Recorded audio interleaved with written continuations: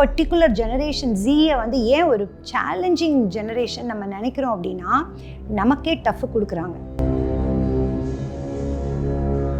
ரொம்ப ஈஸியாக நீ இதை தப்பு பண்ணிட்ட சொல்லுவோம் இல்லையா, ஒரு ஃபிங்கர் பாயிண்ட் பண்ணும்போது 3 ஃபிங்கர்ஸ் உன்னை பாயிண்ட் பண்ணுது அப்படிங்கிறத மறந்துடக்கூடாது அப்படின்னு சொல்லிட்டு. மாற்றத்தை வெளியே தேடாதே, the problem is not the problem. Stephen கோவே சொல்கிறாரு இல்லையா, 7 Habits of Highly Effective People உடைய ஆத்தர் சொல்கிற மாதிரி, the way you see the problem is the problem அப்படிங்கிறது எல்லா காலத்துக்கும் பொருந்துகிற ஒரு விஷயம். அப்போது ஜென்ரேஷன் ஜி சில்ட்ரன் வந்து சேலஞ்சிங்காக இருக்காங்க, அவங்கள ஹேண்டில் பண்ண முடியல அப்படிங்கும்போது நீங்களும் ப்ராப்ளம் வந்து நீங்கள் பார்க்குற விதத்தில் தானே இருக்குது. அவங்களுக்கு இன்ஃபர்மேஷன் ஓவர்லோட், புரியுதா? நாலேஜ் ரொம்ப தேவையில்லாத நாலேஜ், தேவை இருக்கிற நாலேஜ் எடுத்துக்கிட்டால் பரவாயில்ல, தேவையில்லாத நாலேஜ் அந்த பக்குவம் அடையாத ஒரு வயசில் அவங்களுக்கு போய் சேரும்போது அவங்களுக்கு ஓவர் மெச்சூரிட்டி வந்துருச்சு அப்படின்னு சொல்லிட்டு அவங்க இஷ்டத்துக்கு வர்றாங்க. அப்படி இருக்க பர்சன்டா ஆர்டர் பண்ணது என்ன தப்பு அப்படின்னு கேட்குறேன். ஆர்டர் போடுறது என்ன? நீங்க போடுங்க, ஆனா அவங்க ஃபாலோ பண்ண மாட்டாங்க. நம்ம போடுற ஆர்டர் அவங்க ஃபாலோ பண்ண மாட்டாங்க. ஆமாம், உங்களுக்கு யாராவது ஆர்டர் பண்ணால் உங்களுக்கு பிடிக்குமா? அந்த கிளாஸ் ரூம்குள்ளே உட்காந்து படிக்கிறதுங்கிறது என்னோட ஜெனரேஷனுக்கே எனக்கு கஷ்டமாக இருந்துச்சு. அப்போது மோட்டிவேஷன் உங்களுக்கு வெற்றியை கொடுக்காது. அப்போ என்ன வெற்றியை கொடுக்கும்? டிசிப்ளின் தான் வெற்றியை கொடுக்கும். யார் சொன்னால் அவங்களுக்கு புத்தி சொன்னால் பிடிக்காது, டிசிப்ளின் சொல்லி கொடுத்தா பிடிக்காதுன்னு யார் சொன்னால்? ஸோ ஒரு கேர் அண்ட் லவ்வோட அவங்களுக்கு சொல்கிற விதத்தில் சொன்னால் நிச்சயம் அண்டர்ஸ்டாண்ட் பண்ணி. ஒருத்தங்க உங்களை நீங்கள் சொல்கிறத கேட்கணுன்னா அவங்க முதல்ல உங்களை ட்ரஸ்ட் பண்ணணும். நிறைய டீச்சர்ஸ் வந்து நான் பார்க்குறேன், students should like me, love me அப்படிங்கிறதுல ஃபோக்கஸ் பண்ணுறாங்க. நீங்கள் வந்து ரொம்ப பயந்து பொத்தி வச்சு அவங்களுக்கு வளைஞ்சி நெளிஞ்சு போயிட்டு இருந்தீங்க அப்படின்னு சொன்னால் அவங்க சின்னதுக்கும் தடுக்கி தான் விழுவாங்க. நீங்கள் நிறைய நோ சொல்கிறதுக்கு நீங்கள் டஃப் ஆகணும். ஃபஸ்ட்டு பேரண்ட்ஸ் டஃப் ஆகணும். நோன்னா நோ, இன்னைக்கு நோ சொல்லிட்டு ஐயோ பிள்ளை பாவம், அப்புறம் எஸ் சொல்கிறது, அப்போ அவங்களே குழம்பி போயிடுவாங்க, இந்த அம்மா என்ன டைப்போ இந்த அப்பா என்ன டைப்போன்னு சொல்லிட்டு.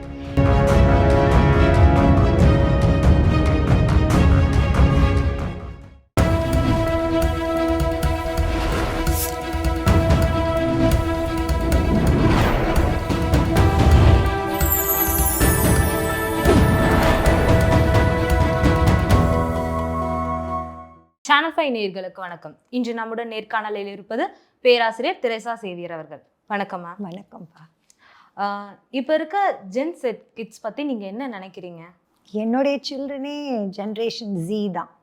ஸோ என்ன நினைக்கிறேன் அப்படிங்கிறத விடையும் அவங்க எப்படிப்பட்டவங்கிறத புரிஞ்சுக்கிறதுக்கு என்னோடய பிள்ளைங்களே வந்து என் கூட இருக்காங்க. ஸோ நான் நினைக்கிறேன் they are very very challenging. They give us a lot of challenges தான். But at the same time அந்த சேலஞ்சஸ் வந்து அதை எப்படி பார்க்கணும் அப்படின்னா நம்மளை மோல்டு பண்ணக்கூடிய ஒரு விதமாக தான் நான் பார்க்குறேன். எதையுமே சொல்லுவாங்க இல்லையா, ஏதாவது ஒரு சூழ்நிலை மாறும், மனிதர்கள் மாறுவார்கள் அப்படின்னு நினச்சிட்டு வாழ்கிற வாழ்க்கையே வந்து வெற்றி வாழ்க்கை இல்லை. சூழ்நிலைகள் மாறலைனாலும், பீப்புள் மாறலைனாலும், என்னோட மைண்ட் செட்டை நான் மாற்றிக்கிட்டேன் அப்படின்னா, என்னோட பிலீஃப் சிஸ்டத்தை நான் மாற்றிக்கிட்டேன் அப்படின்னா எல்லாத்தையுமே மாற்றிட முடியும் அப்படின்னு சொல்லி கொடுக்குற ஒரு பேராசிரியர் நான். I am an assistant professor of English and soft skills. Soft ஸ்கில்ஸுங்கிறது life skills, leadership skills, interpersonal skills. So இதை சொல்லி கொடுக்குற ஒரு ஆசிரியராக இருக்கும்போது என்னோடய பிள்ளைங்கக்கிட்டே எனக்கு சில அட்ஜஸ்ட்மெண்ட்ஸ், சில சேலஞ்சஸ் இருக்கும்போது நான் நினைக்கிறேன் லைஃப் எனக்கு கொடுக்குற ஒரு ப்ளே கிரவுண்டாக அதை நான் நினைக்கிறேன். நான் ரியல் லைஃப்பில் ஃபேஸ் பண்ணுற சில விஷயங்களை மற்ற பேரண்ட்ஸும் ஃபேஸ் பண்ணும்போது நான் கொடுக்கக்கூடிய சொல்யூஷன் வந்து ரியல் டைம் சொல்யூஷனாக தான் இருக்கும் அப்படின்னு நினைக்கிறேன். அப்படி பார்க்கும்போது என்னோடய பிள்ளைங்க அவங்கக்கிட்ட நான் ஃபேஸ் பண்ணுற சேலஞ்சஸ் அப்படின்னு பார்க்கும்போது ஒரு ஜெனரேஷன் மாற்றங்கள் இருக்க தான் செய்யுது. அப்படி மாற்றங்கள் இருக்கும்போது இந்த பர்டிகுலர் ஜெனரேஷன் ஜீயை வந்து ஏன் ஒரு சேலஞ்சிங் ஜெனரேஷன் நம்ம நினைக்கிறோம் அப்படின்னா நமக்கே டஃப் கொடுக்குறாங்க. நான் வந்து நீ மாறுன்னு நான் சொல்லும்போது அவங்க எக்ஸாம்பிள் எதிர்பார்க்குறாங்க. இது மாதிரி நான் இது எப்படி நான் மாறணும்? எப்படி மாறணுங்கிறது, அதாவது நம்ம ரொம்ப ஈஸியாக நீ இதை தப்பு பண்ணிட்ட சொல்லுவோம் இல்லையா, ஒரு ஃபிங்கர் பாயிண்ட் பண்ணும்போது 3 ஃபிங்கர்ஸ் உன்னை பாயிண்ட் பண்ணுது அப்படிங்கிறத மறந்துடக்கூடாது அப்படின்னு சொல்லிட்டு. ஸோ இவங்களையுமே நீங்கள் இப்படி பாயிண்ட் பண்ணிங்கன்னா 3 fingers R Poynting at you. அப்போது அவங்கக்கிட்ட மாற்றத்தை கொண்டு வரணும்னு நான் முனையும் போது நான் என்கிட்ட எதை மாற்றிக்கிட்டா அவங்கக்கிட்ட அது ரிஃப்ளெக்ட் ஆகும் அப்படின்னு சொல்லி என்னையும் ஒரு பெட்டர் பர்சனாக மாற்றுறதுக்கு இந்த ஜெனரேஷன் ஜி, நான் பெற்ற பிள்ளைகள், நான் ஹேண்டில் பண்ணுற காலேஜ் ஸ்டூடெண்ட்ஸ் எல்லாருமே எனக்கு ஒரு வாய்ப்பு கொடுக்குறாங்கன்னு நான் பார்க்குறேன். அந்த கல்ச்சர் பிள்ளைங்களை அண்டர்ஸ்டாண்ட் பண்ணிக்கிறதுக்கு உங்களுக்கு ஒரு சான்ஸ் கிடைச்சிருக்கு. நிச்சயமா அதுதான் நான் சொல்கிறேன். அடிப்படை வாழ்க்கை பிரின்சிபல் என்ன அப்படின்னா, மாற்றத்தை வெளியே தேடாதே. The problem is not the problem. Stephen கோவே சொல்கிறாரு இல்லையா, 7 Habits of Highly Effective People உடைய ஆத்தர் சொல்கிற மாதிரி, problem is not the problem, the way you see the problem is the problem அப்படிங்கிறது எல்லா காலத்துக்கும் பொருந்துகிற ஒரு விஷயம்.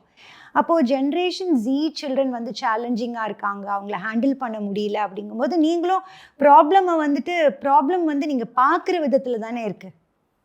அப்போது என்னோட பிள்ளைங்க எனக்கு ஒரு விஷயத்த, ஒரு ப்ராப்ளமை சரியாக பார்க்குறதுக்கு கற்றுக் கொடுக்குறாங்க அப்படின்னு நான் நினைக்கிறேன். என்னோடய ஸ்டூடெண்ட்ஸும் அதே மாதிரி ஒரு விஷயத்தை சரியான கோணத்தில் பார்க்குறதுக்கு, அணுகிறதுக்கு கற்றுக் கொடுக்குறாங்கன்னு நினைக்கிறேன். மாற்றம் எண்ணிலிருந்து தொடங்குகிறது. மகாத்மா காந்தி சொல்கிற மாதிரி, become the change you wish to see. உன் பிள்ளைகளிடத்தில் என்ன மாற்றத்தை, உன் தேசத்தில் என்ன மாற்றத்தை, உன் சமூகத்தில் என்ன மாற்றத்தை காண நீ விரும்புகிறாயோ அந்த மாற்றமாக நீயே மாறிவிடு. அப்போ என்னோட பிள்ளைங்களுக்கும் என்னுடைய ஸ்டூடெண்ட்ஸ்க்கும் நானே ஒரு எக்ஸாம்பிளாக இருக்கும்போது அவங்கள நான் சேலஞ்சிங்காக பார்க்கலன்னு நினைக்கிறேன். நிறைய பேர் இதை அக்ரி பண்ணாமல் போகலாம். பட் நான் இன்னைக்கு ஒருத்தங்க கிட்ட பேசிட்டே வந்தேன் இங்கே வரும்போது, அவங்களுமே சொன்னாங்க நிறைய நெகட்டிவ்ஸ் தான் சொல்கிற மாதிரி இருக்குது அப்படின்ட்டு. அப்போ நான் நினச்சேன், நம்ம தான் நம்மளை மாற்றிக்கணும். அந்த ஜெனரேஷனை வந்து ப்ளேம் பண்ண வேண்டிய, புரிஞ்சுக்கோங்க, you understand them but don't blame them. கிட்ஸை புரிஞ்சுக்கிட்டு ஸோ அவங்க வழியில் போய் மாற்றணும் அப்படின்னு. எக்ஸாக்ட்லி. உங்களுக்கு பொறுமையெல்லாம் சொல்லி கொடுக்குற ஒரு விஷயத்தை நீங்கள் எப்படி நெகட்டிவாக பார்ப்பீங்க? அவங்க உங்களுக்கு பொறுமை சொல்லி கொடுக்குறாங்க, தாழ்ச்சி சொல்லி கொடுக்குறாங்க, இருக்கிற எல்லா வேல்யூஸும் எத்திக்ஸும் அவங்க சொல்லி கொடுக்குறாங்க உங்களுக்கு. ஸோ நீங்கள் அவங்கள அப்படி பாருங்கள். அண்ட் இந்த ஜென்ரேஷன் கிட்ஸ் வந்து ஒரு முதிர்ச்சியான ஒரு தோற்றத்தை பெறுறாங்க. எப்படின்னா, அப்போ இருந்தவங்க வந்து இன்னும் சின்ன பசங்களாவே இருக்க மாதிரி இருக்காங்க. பட் ஆனால் இப்போ இருக்க கிட்ஸ்லாம் வந்து ரொம்ப ஏஜ்டு பர்சன் மாதிரி இருக்காங்க. ஸோ ஹைட்லேயும் சரி, வெயிட்லேயும் சரி. ஸோ அது என்ன காரணம்? அதான் செடென்ட்ரியாக அவங்க இருக்கிறது. நீங்கள் ஃபிசிக்கலாக கேட்டிங்கன்னா அவங்க அதிகமாக உட்கார்ந்துக்கிட்டே பேசிவாக, நாலேஜோ எதுவோ, ஒரு புக்கு படிக்கிறியா, மூவி பார்க்குறியா அப்படின்னா, மூவி பார்க்குறது அவங்களுக்கு இன்னும் என்கரேஜிங்காக இருக்குது, அவங்களுக்கு ரொம்ப விருப்பமாக இருக்குது. அந்த ரீடிங் ஹேபிட் வந்து கொஞ்சம் கொஞ்சமாக சாக ட்ரை பண்ணுது.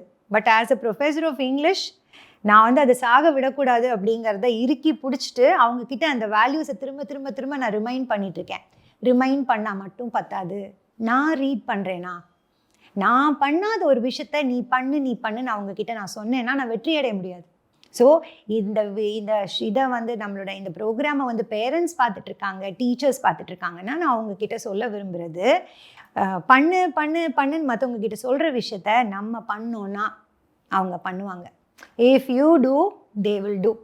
நம்ம அவங்கள்ட்ட சொல்லி கொடுக்கறதுக்கு நம்ம பண்ணி காட்டுங்க.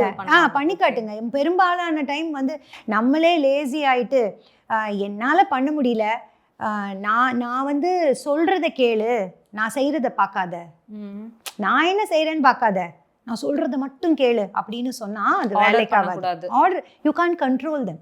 கண்ட்ரோல் பண்ணணும்னு நினைக்கிற ஒரு பேரண்ட்டு இல்லைனா ஒரு டீச்சர் ஹூஎவர் இட் இஸ், அதுவே அவங்களுக்கு ஒரு வீக்னஸ் அப்படிங்கிறத நம்ம புரிஞ்சுக்கணும். யாரையும் கண்ட்ரோல் பண்ணி அவங்கள நம்ம மாற்ற முடியாது. பட் யார் பேச்சும் கேட்காம அவங்களுக்கு ஒரு ரூல் போட்டு இருக்கிறாங்க. ஸோ இப்போ இருக்க கிட்ஸ் வந்து அது மாதிரி தான். ஸோ அவங்களுக்கு ஒரு ரூல் போட்டு அவங்கள வந்து நம்ம கண்டிக்கிறதுல என்ன தப்பு இருக்குன்னு நீங்கள் நினைக்கிறீங்க? நீங்கள் கேட்குற இந்த கேள்விக்கு முன்னாடி முதல்ல கேட்ட கேள்வியவே நம்ம இன்னும் க்ளோஸ் பண்ணல, அது வந்து க்ளோஸ் பண்ணிடலாம். அதாவது என்னென்னா, நீங்கள் சொன்னீங்க அவங்க வந்து முதிர்ச்சியாக இருக்காங்கன்னு சொன்னீங்க இல்லையா?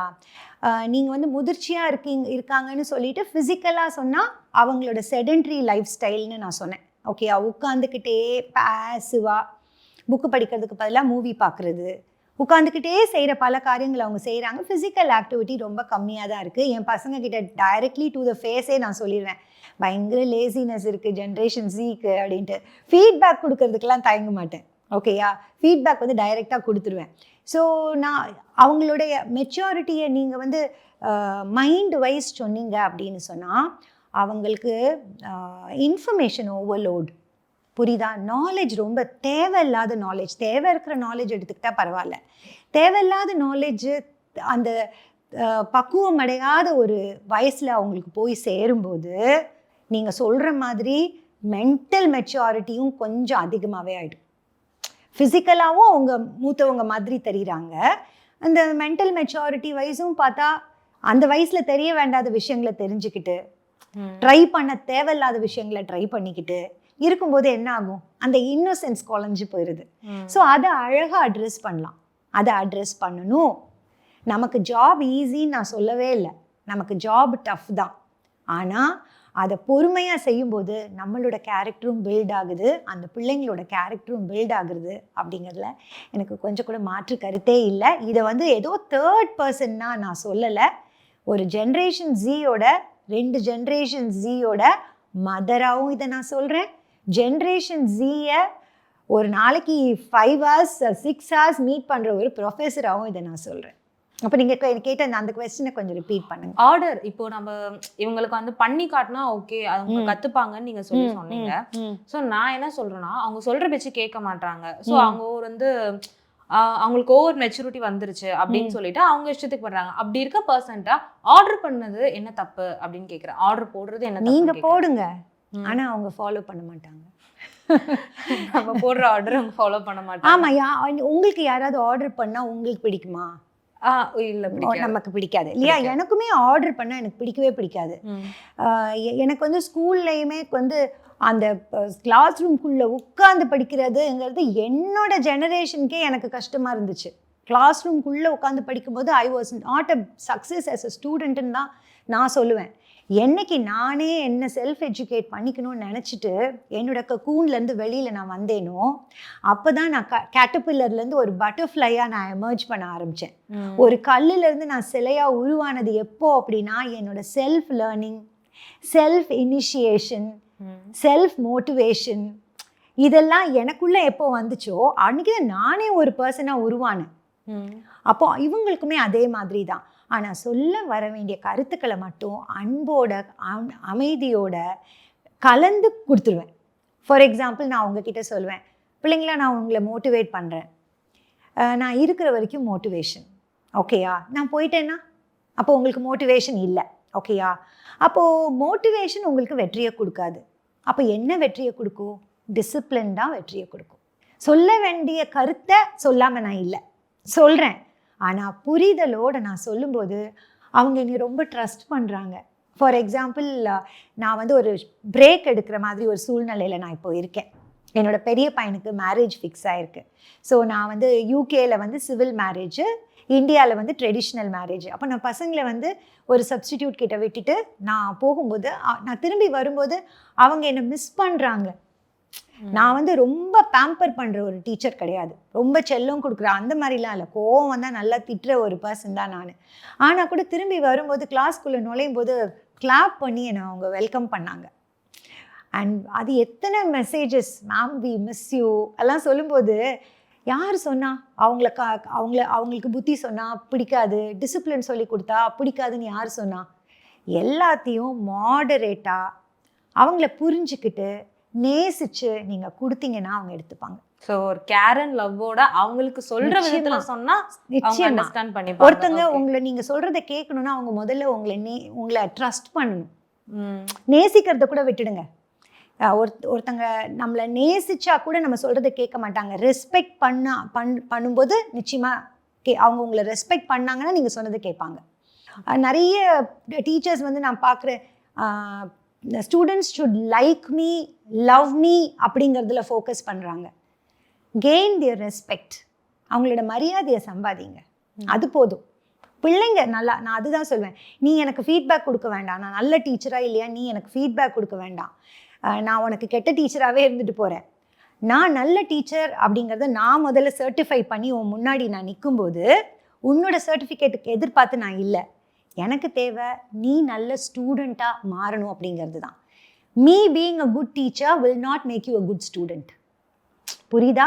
ஒரே டீச்சர் தான், ஒரே கிளாஸ் தான், ஒரே சப்ஜெக்ட் தான், ஒரே மணி நேரம் தான். கிளாஸ் டாப்பரும் அதே கிளாஸில் தான், கிளாஸ் பாப்பரும் அதே கிளாஸில் தான். ஏன்? அப்போ எல்லாமே ஒரே விளை நிலம் இல்லை. புரியுதா? நீங்கள் என்ன தான் குவாலிட்டி சீடு கொண்டு போனாலும் இப்படி நம்ம தூத்தும்போது சொல்கிறோம் இல்லையா, ஸ்கிரிப்சரில் கொடுத்துருக்கப்படி ஒரு சிலதெல்லாம் வழியோரமாக விழுது, ஒரு சில நல்ல விதை கையில் இருக்கிறது நல்ல விதைகள். ஓகேயா? இப்படி எடுத்துகிட்டு போகும்போதே சிலது கீழே விழுந்துருது, ஒரு சிலது பாறையில் விழுது, ஒரு சிலது முள்ளில் விழுது. ஸ்டூடெண்ட்ஸோட மைண்ட் செட் சொல்கிறேன். ஒரு சிலது தான் விளை நிலத்தில் விழுது. அந்த விளை நிலத்துலேயும் எல்லாம் 100% ஈல்டு கொடுத்துறாது. 30%, 40%, 50% அப்படி தான் ஈல்டு கொடுக்கும். ஆனால் எனக்கு டீச்சராக ஒரு மதராக என்ன தெரியணும்னா, நல்ல விஷயம் சொன்னியா, நல்ல இன்டென்ஷனோட சொன்னியா, சொல்ல வேண்டிய முறையில் சொன்னியா, காத்திருக்க ரெடியாக இருக்கியா, விதைய போட்டுட்ட, இன்னைக்கு விதை போட்டால் நாளைக்கே தோண்டி பார்ப்பியா எப்படி இருக்குன்னு, பொறுத்திருப்பல்ல, அதுவா தானே முளை விடும், அதுவா தானே செடி வரும், காய் வரும், கனி வரும். அப்போ அந்த ஃபார்மருக்கு இருக்கிற பொறுமை நமக்கு இருக்கணும். சரி, அதே மாதிரி இப்போ இருக்க கிட்ஸ் எல்லாமே ஈஸியாக எல்லாத்தையும் சீக்கிரம் தெரிஞ்சுக்கிறாங்க, அதனால தான் வந்து ஓவர் மெச்சூரிட்டியாக இருக்காங்க அப்படின்றீங்க. ஸோ அவங்கள்ட்ட ஃபோன் கொடுக்கறது தப்புன்னு நீங்கள் சொல்ல வரீங்களா? எப்படிம்மா நீங்கள் வந்து நீங்கள் கேட்குறது எப்படி இருக்குன்னா, கத்தி தப்பான்னு கேட்குற மாதிரி இருக்குது. கத்தி எப்படிம்மா தப்பாகும்? ஓகேயா? அந்த கத்தி இல்லைன்னா நீங்கள் என்ன பண்ணுவீங்க கிச்சனில்? ஒன்றுமே பண்ண முடியாது. நான் எவ்வளோ நாள் தெரியுமா நினச்சிருக்கேன், கடவுளே எவ்வளோ அருமையான இந்த சாதனம் இந்த mobile, when you're using it the right way. அப்போது நான் ஒரு ஸ்பிரிச்சுவலாக ஒரு விஷயத்தையும் பார்க்குற ஒரு ஆள். அப்போ நான் யோசிப்பேன், இந்த டிஜிட்டல் ஏஜில் எவ்வளோ டெக்னாலஜி, சாட் ஜிபிடி, ஜெமினி, எவ்வளவோ நமக்கு என்ன சொல்கிறது, மனிதர்களுடைய நாலேஜை விருத்தி பண்ணுறதுக்கும் கடவுளோட கிருபை வேணும் இல்லையா? மனுஷனோட நாலேஜை, மனுஷனுடைய ஸ்கில்ஸை விருத்தி பண்ணி இவ்வளோ கடவுள் கொடுத்துருக்குறாரு. இதை கொண்டு எவ்வளோ பயனடைகிறோம் நம்ம. அப்போது மொபைல் தப்பு, அது தப்பு, இது தப்புன்னு டெக்னாலஜியை ப்ளேம் பண்ணும்போது எங்கே தப்பு நடக்குதுன்னா, உன்னோட யூசேஜில் தான் தப்பு நடக்குது. கையில் மொபைலையே கொடுக்காத அப்படின்னு சொல்கிறதுக்கு பதிலாக நீ வந்துட்டு அதை எப்படி பயன்படுத்தணும், அதற்குரிய நேரம், மாடரேஷன்னு சொல்கிறோம்ல, நிதானம், மாடரேஷன். சாப்பிட்டாலும் தூங்கினாலும் எல்லாத்துலேயும் நிதானத்தை ஃபாலோ பண்ணோன்னா சூப்பராக இருக்கும். ஸோ மொபைல் ஃபோனுக்கும் நிதானம். நீ அதை எப்படி சொல்லி கொடுப்பீங்க? நீங்கள் நிதானமாக பயன்படுத்தி. நம்மளே சில நேரத்தில் இவ்வளோ சொல்கிறேன், நானே ஐ am an Instagram influencer also. Sometimes உள்ளே போனேன்னா யூஸ்லெஸ்ஸாக பார்க்க மாட்டேன், யூஸ்ஃபுல்லாக தான் பார்ப்பேன். ஆனால் டைமை கன்சியூம் பண்ணிடுதே எனக்கே. இது நல்லா இருக்கேன்னு பார்க்கும்போது என் டு டூ லிஸ்ட் என்னாச்சு? நான் அந்த நாளில் பிளான் பண்ணி வச்சது என்னாச்சு? It goes for a toss இல்லை? அப்போ எனக்கு மைண்ட் டிசிப்ளின்னா என்னது? ஓ, என்னோட டு டூ லிஸ்ட் இன்னும் முடியல, அப்போ நான் இதை ஸ்க்ரால் பண்ணக்கூடாதுன்னு எனக்கு தெரியணும்ல. அப்போது நான் தப்பு செய்யும்போது நான் அவங்கள புரிஞ்சுக்கிறேன். ஓ, இப்படி தான் அடிக்டிவாக இருக்குது இது. அதான் பிள்ளைங்க உள்ளே போகும்போது டக்குன்னு மாட்டிக்கிறாங்க. Okay, I understand them, there is a catch there அப்படிங்கிறத நான் புரிஞ்சுக்கிறேன். அண்ட் அது மட்டும் இல்லாமல் இப்போ ஸ்கூல் படிக்கிற கிட்ஸ், காலேஜ் படிக்கிற கிட்ஸ், ரொம்ப சின்ன பிள்ளையாக இருந்தாலுமே வீட்டில் ஏதாவது திட்டினாலோ, ஏதாவது ப்ராப்ளம், எக்ஸாமில் ஃபெயில், அது மாதிரி ஏதாவது ஒன்று ஆனாலோ ஈஸியாக டிப்ரெஷன் ஆகி, ஈவன் லவ் ஆல்சோ, ஏதோ சின்ன அறியாத வயசில் ஸ்கூல் டைமில் லவ் பண்ணியிருந்தாலோ ஏதோ ஒரு பிரச்சனை ஆயிடுச்சுன்னா அதை ஃபேஸ் பண்ண முடியாமல் டிப்ரெஷன் ஆகுறது, அவங்களே அவங்க காயப்படுத்திக்கிறது, சூசைட் அட்டன் பண்ணுறது அப்படின்னு சொல்லிட்டு பெரிய பெரிய முடிவெல்லாம் எடுக்கிறாங்க. ஸோ இது மாதிரி கிட்ஸ்க்கு நீங்கள் என்ன சொல்ல வரீங்க? 2 சொல்லலாம். ஒன்று வந்துட்டு என்னென்னா, பேரண்ட்ஸ் இதெல்லாம் நீங்கள் பார்க்கும்போது ப்ரோஆக்டிவ்லி கம்யூனிகேட் பண்ணுங்கள். பேச வேண்டிய விஷயத்த பேசுங்க, சரியா? உட்காந்து அந்த பிள்ளைங்கக்கிட்ட இது மாதிரிலாம் இருக்குது, ஓப்பன் கம்யூனிகேஷன். ஓகேயா? கம்யூனிகேஷன்னு சொல்கிறோம், ஆனால் அது எஃபெக்டிவ் கம்யூனிகேஷனாகவே இல்லாமல் போயிடுது இல்லையா? ஸோ நம்ம வந்து அந்த சில்ட்ரன் கிட்ட ப்ரோஆக்டிவ்லி, ஓகே, சூழ்நிலைகளை எப்படி சந்திக்கணும், நீ எப்படி இருக்க அப்படிங்கிற ஓப்பன் கம்யூனிகேஷன் வச்சுக்கோங்க அந்த பிள்ளைங்க கிட்ட. நெக்ஸ்ட்டு நான் சொன்ன மாதிரி இந்த சில்ட்ரன் இவ்வளோ டஃப்பாக இருக்கிறதுக்கு காரணமே நம்ம தானோ, நம்ம மாறணுமோ அப்படின்னு தான் எனக்கு எப்போவுமே தோணும். நம்மளே பாருங்களேன், என்னோட ஹஸ்பண்டெல்லாம் 9, 8 பிள்ளைங்களோட வளர்ந்தாங்க. அப்போது அவங்களுக்கெல்லாம் இதுதான், இது கிடையாது, இப்படி தான் பண்ணணும். சில நேரத்தில் சில பேரண்ட்ஸ் அந்த காலத்தில் பேரண்ட்ஸ் சொன்ன வார்த்தைகள் கூட ரொம்ப பயங்கரமாக இருக்கும். ஏய் சும்மா பயமுறுத்தாத. அவங்க பர்வின் சுல்தானான்னு நினைக்கிறேன், அவங்க ஒரு வீடியோவில் சொல்லியிருப்பாங்க. ஏய் சாவணுன்னா சாகு, எனக்கு இன்னும் 4 பிள்ளைங்க இருக்குது. ரொம்ப கேட்க ரொம்ப கொடூரமாக இருக்குது. பட் அந்த பேரண்ட்ஸ் வந்து இந்த வார்த்தையை நான் எங்கள் அப்பா கிட்ட இருந்தும் கேட்டிருக்கேன். ஓகேயா, சும்மா பூச்சாண்டிலாம் காட்டாத அப்படின்னு பயப்படவே மாட்டாங்க. நம்ம என்ன செஞ்சாலும் ஐயோ இருமோ பிள்ளை போயிருமோ பயப்படவே மாட்டாங்க. நீங்கள் வந்து ரொம்ப பயந்து பயந்து பொத்தி பொத்தி வச்சு அவங்களுக்கு வளைஞ்சி நெளிஞ்சு போயிட்டு இருந்தீங்க அப்படின்னு சொன்னால் அவங்க சின்னதுக்கும் தடுக்கி தான் விழுவாங்க. நீங்கள் நிறைய நோ சொல்கிறதுக்கு நீங்கள் டஃப் ஆகணும். ஃபஸ்ட்டு பேரண்ட்ஸ் டஃப் ஆகணும். நோன்னா நோ.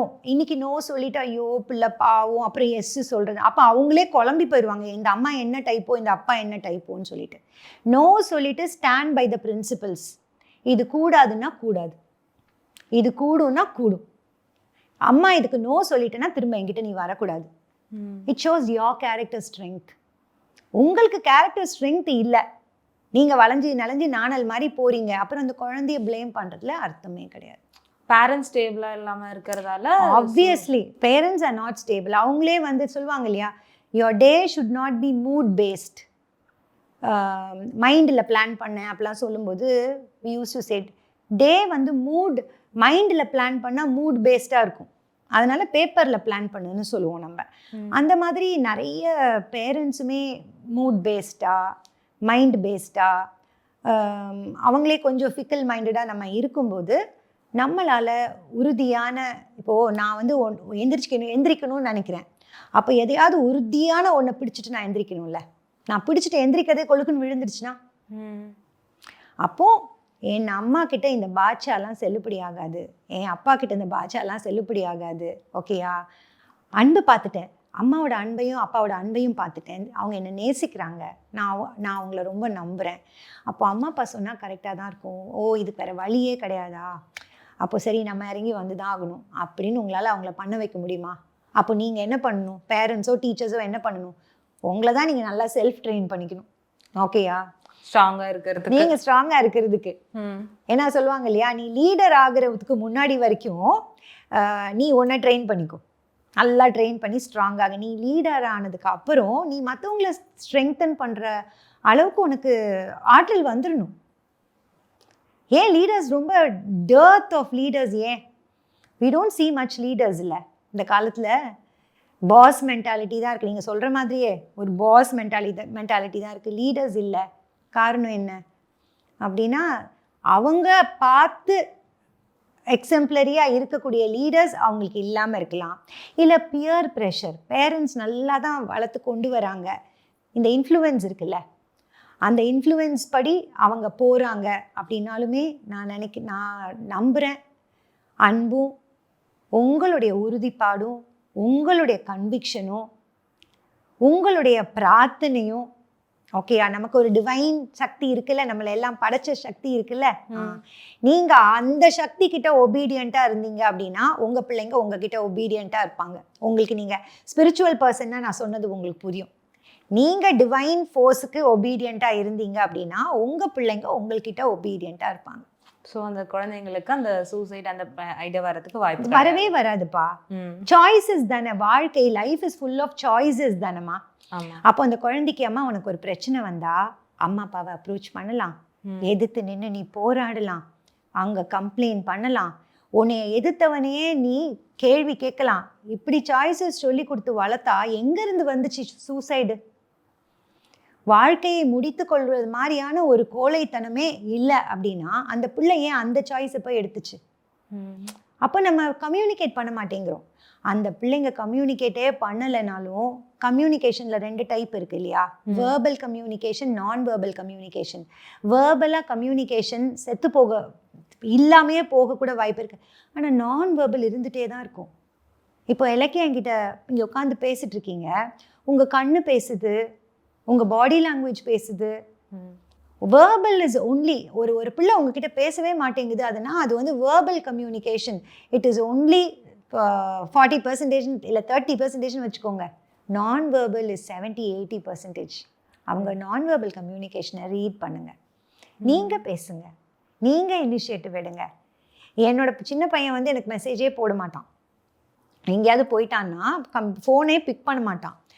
ஆனால் நான் மட்டும் அவனுக்கு எப்படி இருக்கேம்மா எங்கே இருக்கேம்மா அப்படின்னு கேட்கலன்னா அவன் என்கிட்ட நான் எங்கே இருக்கேன் என்ன பண்ணுறேன்னு தெரிஞ்சுக்கணும் உங்களுக்கு ஆர்வமே இல்லை, நோபடி கேர்ஸ் ஃபார் மீன்றுவான். அப்போ நம்ம டக் ஆஃப் வாராக மாற்ற முடியாதுல்ல. ஏய் நீ தானே மெசேஜ் போடல, நீ தானே எங்களுக்கு கால் பண்ணல. டக் ஆஃப் வார் பண்ணால் வேலைக்கு ஆகாது. வின் வின் ஆட்டிடியூட் கேள்விப்பட்டிருக்கீங்களா? நானும் ஜெயிக்கணும் நீயும் ஜெயிக்கணும், நானும் ஓகே நீயும் ஓகே. அந்த ஒரு நிமிஷம் என் மண்டையில் ஏற்றிக்குவேன். ஏற்றிட்டு யாரையும் நான் ஹேண்டில் பண்ணும்போது that becomes very successful. And இப்போது பாலிடிக்ஸில் வந்து நிறைய யங்ஸ்டர்ஸ் வந்து ஜாயின் பண்ணிட்டு ரொம்ப அட்டகாசம் பண்ணிட்டு இருக்காங்க. ஸோ அது மாதிரி இருக்க பர்சன் லீடர்ஷிப் ஸ்கில்ல வந்து இம்ப்ரூவ் பண்ணுறதுக்காக போகிறாங்களா, இல்லை சும்மா ஒரு ஃபேண்டசிக்காக நம்ம போனால் நம்மளுக்கு கொஞ்சம் கெத்தாக இருக்கும், ஸோ அந்த மாதிரி ரீசனுக்காக ஆமாப்பா. லீடர்ஷிப்போட கான்செப்டையே பீப்புள் தப்பாக புரிஞ்சுட்டு இருக்காங்க. அது ரொம்ப மனசு கஷ்டமாக இருக்குது. நான் பிஜிக்கும் லீடர்ஷிப் கிளாஸ் எடுக்கிறேன், யூஜிக்கும் லீடர்ஷிப் கிளாஸ் எடுக்கிறேன். அவங்கள நான் புரிய வைக்கிற விஷயம் என்னென்னா, leadership is not a throne, it's not a crown on your head. தலையில் வைக்கிற க்ரௌன் இல்லை. It's not a throne in which you sit. It's not a badge. It's not a position. It is responsibility. அப்படியே point பிளாங்காக நான் கேட்பேன், நீ irresponsible அம்மா அப்பா, irresponsible teacher, irresponsible doctor, engineer, tailor ஒத்துக்குவியா? எல்லாரும் உனக்கு ரெஸ்பான்சிபிளாக இருக்கணும் இல்லையா? அப்போ நீ மட்டும் இர்ரெஸ்பான்சிபிளாக இருப்பியா? ஆவரேஜ், இவங்கெல்லாம் ஆவரேஜாக இருந்தால் உனக்கு ஓகேயா? ஒத்துக்க மாட்டேன். அப்போ இவங்கெல்லாம் வந்து எக்ஸலண்ட்டாக இருக்கணும், அபவ் ஆவரேஜாக இருக்கணும். ஆனால் நீ மட்டும் ஆவரேஜ் பிலோ ஆவரேஜாக இருப்பியா? அப்போ கேட்கும்போதே ஒரு ஜர்க்கோடு தான் அதை எடுத்துக்கிறான். அதே மாதிரி நான் ஒரு மேசன் கதை சொல்வேன். ஒரு மேசன் வந்து தன்னோட லைஃபோட 58 இயர்ஸில் ரிட்டையர்ட் ஆகணும்னு நினைக்கிறான். அப்போது வந்துட்டு அவன் வந்து அவனோட என்ஜினியர் கிட்ட போய் சொல்கிறான், நான் வந்து I would like to retire resign அப்படின்னு சொல்கிறான். அதுக்கு அந்த என்ஜினியர் வந்து அவரை அனுப்பவே மனசில், ஏன்னா ரொம்ப நல்ல மேஸ்திரி. ஓகே, அப்போது சரி நீங்கள் லாஸ்ட்டு ஒரு ப்ராஜெக்ட் மட்டும் பண்ணி கொடுங்க அப்படின்னு சொன்னோன்னே இந்த மேசன் வந்து அரை மனசாக லூக்குவாமாக போய் அதை பண்ணுறான். சப்ஸ்டாண்டர்ட் மெட்டீரியல், தரம் குறைஞ்ச வேலையாட்கள், பொருட்களை வச்சு சீக்கிரம் முடிச்சிடுறான். 57 வயசு வரைக்கும் அவ்வளோ குவாலிட்டிக்கு பேர் போனவன் ஃபைனலாக வந்துட்டு ரிட்டையர்ட் ஆகும்போது பெரிய ஒரு மிஸ்டேக் பண்ணிடுறான். இதை பில்ட் பண்ணுறான். ஃபைனலாக பார்த்தோன்னா அந்த என்ஜினியர் வந்து ஒரு சிறப்பான கிஃப்ட் கொடுக்கணும்னு நினைக்கிறேன் உங்களுக்கு.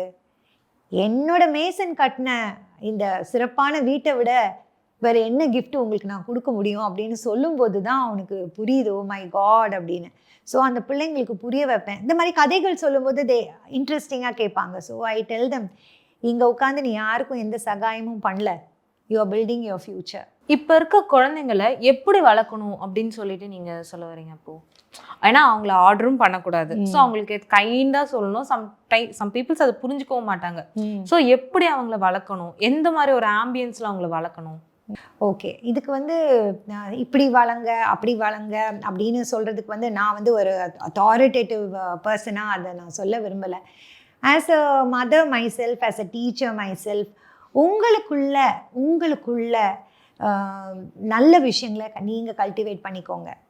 எந்த விஷயத்தையுமே வந்து டிஃபிகல்ட்டாக ப்ராப்ளமாக, ஒரு விஷயத்த ப்ராப்ளமாக பார்க்கலாம், சேலஞ்சாக பார்க்கலாம். இந்த காலத்து கிட்ஸை ப்ராப்ளமாக பார்க்காதீங்க, சேலஞ்சாக பாருங்கள். Challenge is given to make you and not break you. சரியா? ஸோ இந்த குழந்தைகளும் உங்களுக்கு கொடுக்கப்பட்டிருக்கிறது is to make you better அப்படின்னு நினச்சிட்டு அந்த குழந்தைய உங்கள் கையில் நீங்கள் வாங்கிக்கோங்க. ஓகேயா? உங்களுக்கு இல்லாத பல வசதிகள், பல சலுகைகள், அதே நெகட்டிவாக பார்த்தா டிஸ்ட்ராக்ஷன்ஸ் இந்த பிள்ளைங்களுக்கு இருக்குது. அந்த டிஸ்ட்ராக்ஷன்ஸ்லாம் நமக்கு இல்லை. ஸோ அவங்க அவங்களே அதை ஒரு சேலஞ்சாக தான் ஃபேஸ் பண்ணுறாங்க அவங்க. ஓகேயா? ஏன்னா கண்ணு பாதிக்கப்படுது, அவங்களோட மைண்டு பாதிக்கப்படுது அப்படின்னா அவங்களால அதுலேருந்து ஓட முடியல.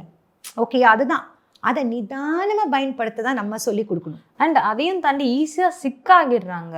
பிகாஸ் அவங்கள சுற்றி இருக்கிற இந்த விஷயங்கள் எல்லாமே அப்போ அந்த ஒரு ரேடியேஷன்லேருந்து இந்த கிளைமேட் சேஞ்சஸால் ஏற்படுற பாதிப்புகள்லேருந்து எல்லாமே நாட் வெரி ஃபேவரபுளாக இருக்கும்போது நிஜமாவே பாவம் இல்லையா அந்த பிள்ளைங்க. நம்ம வளர்ந்த அந்த சூழ்நிலையை காட்டிலும் இந்த சூழ்நிலை வந்து அவங்களுக்கு ரொம்ப சாதகமாக இல்லாத ஒரு சூழ்நிலையில் தான் அவங்க இருக்காங்க. ஃபுட் ஹேபிட்ஸ்லேருந்து எல்லாமே.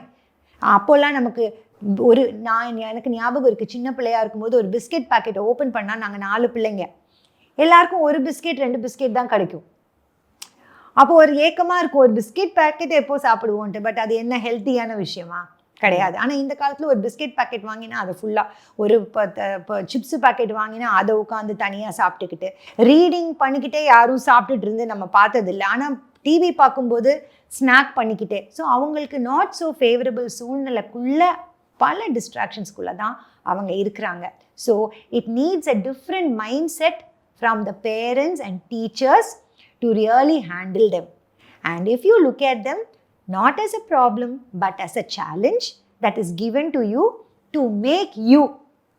நீங்க ஒரு நல்ல ஒரு லீடரா உருவாகிறதுக்கு உங்களுக்கு அவங்க வந்து ஒரு பசில் மாதிரி. அந்த பசிலை நீங்க கரெக்டாக சால்வ் பண்ணிட்டீங்க அப்படின்னா you emerge as a victorious leader. நீங்க சொல்றத அவங்க கேட்கல அப்படின்னா நீங்க அதை செய்றீங்களான்னு செக் பண்ணிக்கோங்க. இப்போ அவங்கள ஒரு விஷயத்த செய்ய சொல்றதுக்கு முன்னாடி நம்ம அதை செய்யணும். நீங்க செஞ்சீங்க அப்படின்னா உங்களுக்கு வந்துட்டு ஸ்பிரிச்சுவலாகவும் நான் சொல்கிறேன், ஒரு விஷயத்த செய்யின்னு சொல்கிற விஷயங்களை நீங்கள் செல்ஃப் ரிஃப்ளெக்ட் பண்ணி நான் செஞ்சுட்ருக்கேன்னா, நான் இந்த ஏரியாவில் ஸ்ட்ராங்காக இருக்கேனான்னு சொல்லும்போதே உங்களுக்கு ஸ்ட்ரென்த் வந்துடும். இதை நான் கரெக்டாக தான் செஞ்சுட்ருக்கேன். அப்போ நீங்கள் உறுதியாக நிற்பீங்க. அப்போ நீங்கள் உறுதியாக நிற்கிறத அவங்க பார்க்கும்போது இதுதான் வழி, இதுதான் ஒழுங்கு அப்படிங்கிறதுக்கு வந்து சேருவாங்க. பின்னாடி லேக் ஆனாலும் வந்து சேருவாங்க. நன்றி மேம். தேங்க்யூ.